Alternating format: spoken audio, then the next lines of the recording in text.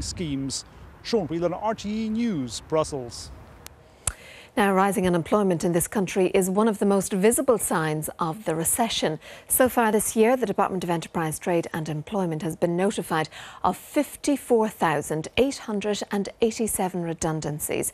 As we reported earlier, in August alone, more than 5,900 jobs were lost. That means every day since the beginning of this year, 225 people have lost their livelihoods. But what are the personal stories behind those statistics? Well, Sharon Tobin has been meeting some of those who've been made redundant and are using the time to change their job prospects.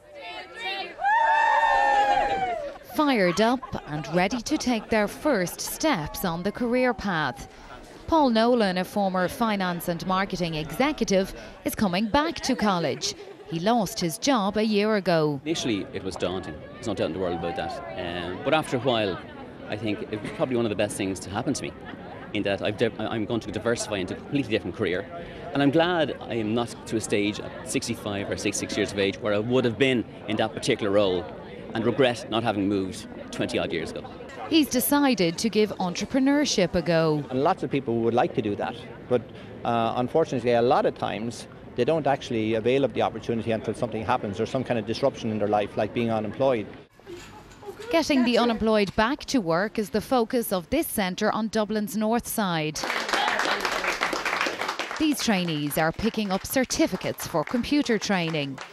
In today's economy, essentially technology is part of every job, whether you're operating a handheld device to check stock in a warehouse, operating a cash register, operating a telephone system. Joe Carney, a truck driver for 20 years, decided to pursue computers when he lost his job 4 years ago. If I'd have been at home, I would have just vegetated. I would have become a couch potato. It's not like me to be like that, you know. He's here on work experience and tutored this group, whom he affectionately calls the Silver Surfers. I'm a firm believer in lifelong learning. I know it's a cliche nowadays, that phrase, but you hear nowadays of the digital divide, people being, left behind because they never had IT training. With tens of thousands of people now finding themselves at a loose end work-wise, people aren't only retraining. Some, like Sarah here, are offering their skills for free.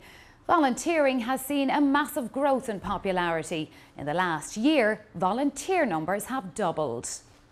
A tax consultant, Sarah lost her job 3 months ago. After weeks of ill-fated job hunting, she decided to do something a little less soul-destroying.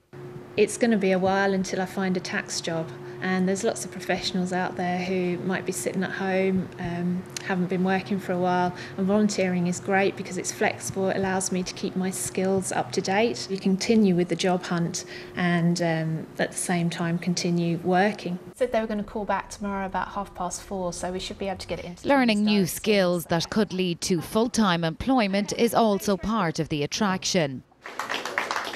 Something that gave truck driver turned tutor Joe Carney a pleasant surprise. Well, my work experience finished last Friday, but last Wednesday the director of this institution here came along and told me that I'm no longer an intern, that I'm actually a member of staff. So in these days of recession, I suppose I'm very, very lucky.